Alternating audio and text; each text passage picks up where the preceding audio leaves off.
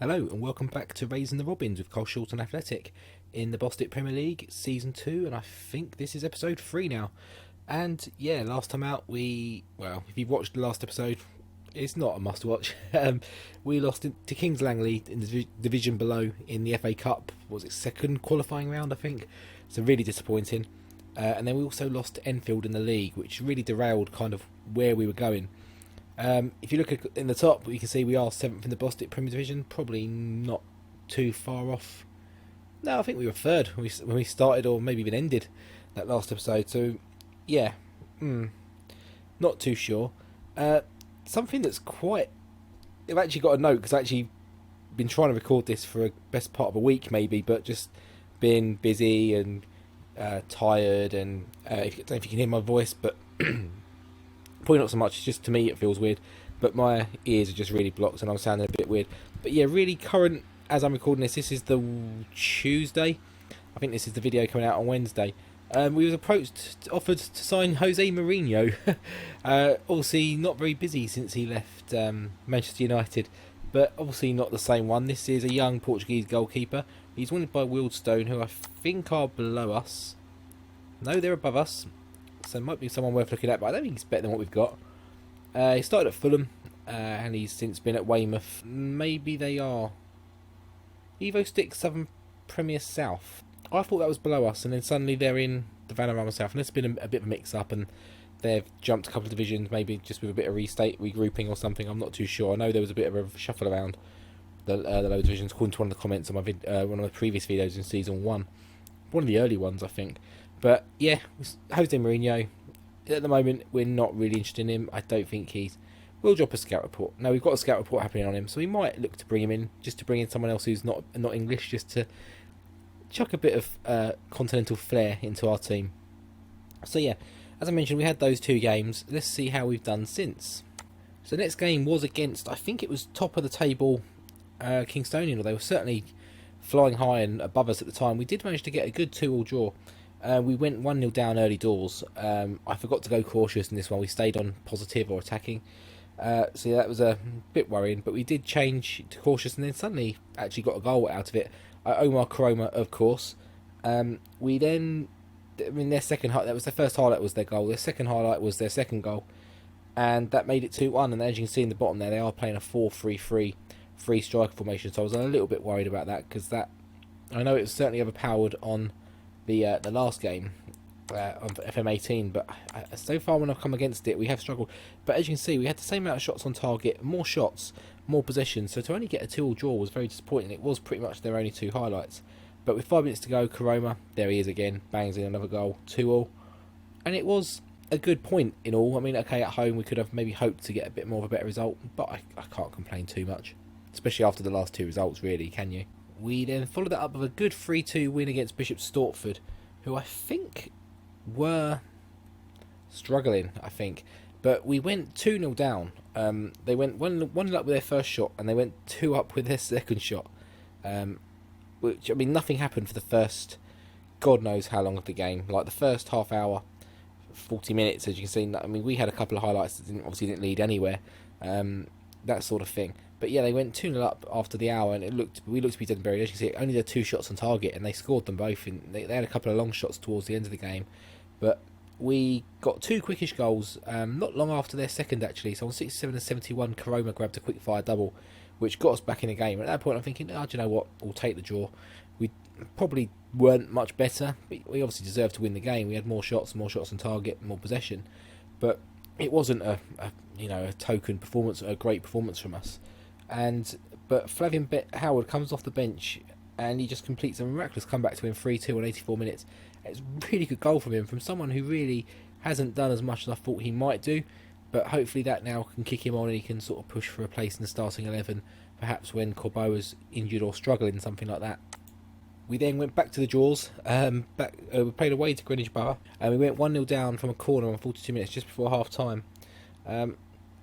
Very even game, same amount of shots on target, that sort of stuff.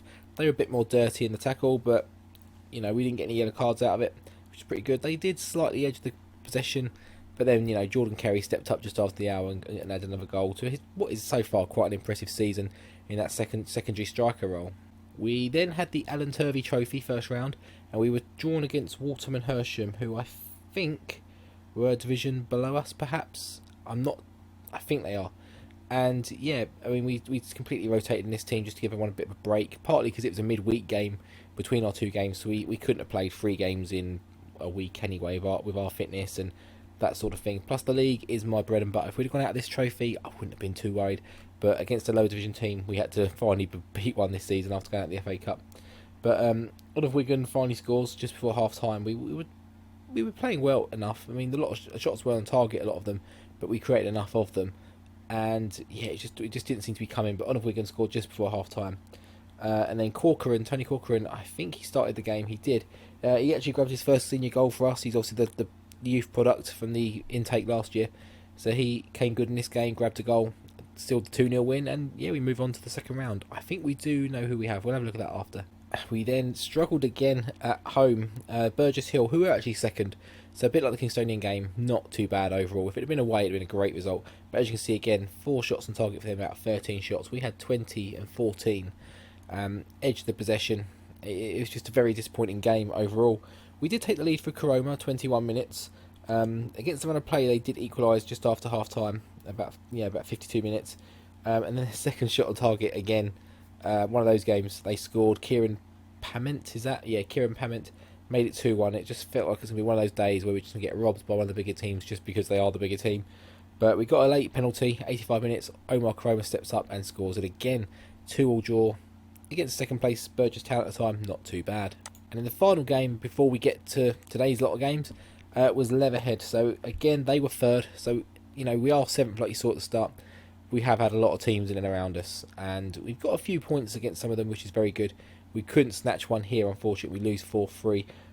We went 1-0 down, again, first shot, and at that point we actually had about 70% possession, and that was in 20 minutes into the game. So very disappointing. And then 2-0 straight away, pretty much from our kick-off. They got the ball back straight up the other end and scored 2-0.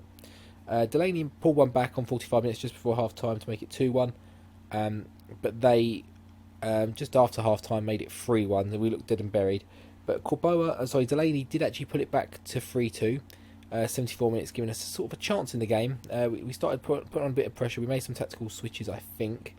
Not so much in the formation or shape, but just more the way we were playing, so we went a bit more direct, stuff like that. We then equalised dramatically 82 minutes through Corboa, and yeah, the harshness then happened. They scored in 90 minutes. Being 3-0 up, 4-0 up, 4-1 up, whatever it was, they deserved to win, probably. 3-1 up it was. Deserved to win, but in those circumstances, when we got back to 3-3, I think we were in the ascendancy and we should have at least got the draw. We didn't, unfortunately. The corner took absolutely ages. It felt like their goal was coming because they had a corner and he was just the highlight just sat there for ages before it finally took, and then it happened. But we deserved at least to draw out that game in the end. I think we created a lot of chances, nearly as many as them in the end. 62% possession. A draw would have been a very fair result. A loss is very harsh on us, really. So that brings us to where we are today, and we've got a home league tie against, it's both league games, home against Worthing and away against Brightlingsea. Again, I think they're both teams that are struggling.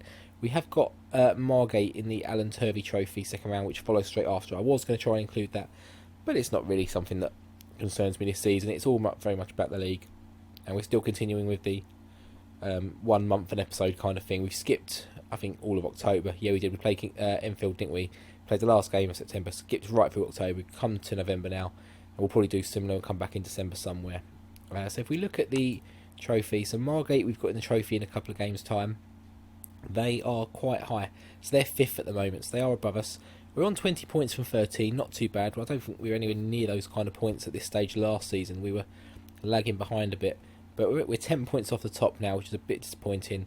We're still in and amongst the playoff places, but we need to start picking up now some teams to get to the bottom teams, which does bring us today Worthing and Brightlingsea. So Brightlingsea have pulled themselves up a little bit, but Worthing are still down there. But it's all still quite tight, apart from the bottom 1-2 maybe. It's all still very tight in here. So like I say, we are 7th, but we were a third up to like maybe a game or two ago. It's absolutely crazy. But what we'll do now, we'll jump into today's game, Worthing, and you'll cut to the lineups we're going with today. Probably not too many surprises. Okay, so here are the lineups. So they're playing a 4-1-2-2-1 or 4-3-3, however you want to call it. They look very bright in their, silverish kind of colours, I guess. Can't make out any of the names on the background there, the silver on white. But we go with Bentley in goal. We've got Nicholson, Hancock's even, Papo and King at defence. Pretty standard defence there. Corboa, Adams and Delaney. But we have added in on of Wigan. I can't remember if having in the last episode or in between, but O'Connor is injured. He's coming back soon. We did have Metcalf stepping in as well, but he picked up an injury in the last game as well, so he misses today. And then the front two are Kerry and Karoma, who are both on pretty good form at the moment. On of Wigan steps in there over Corcoran. Corcoran is training for the role. He's not quite there yet. On of Wigan's probably a bit more experience at the moment. I'm going with that, but we're bringing on Corcoran wherever we can off the bench just to give him some game time.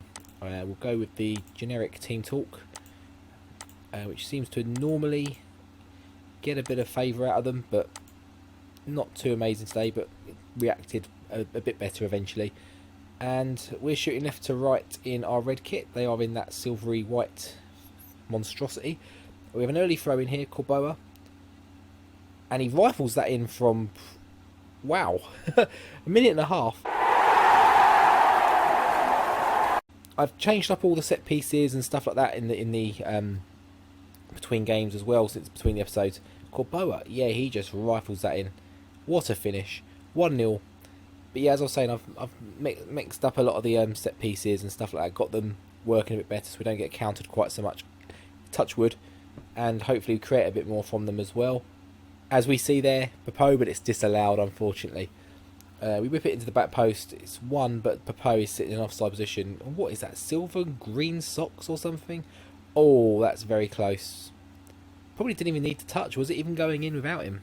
We have another throw in. He throws it fairly long to Corboa. Finds Papo.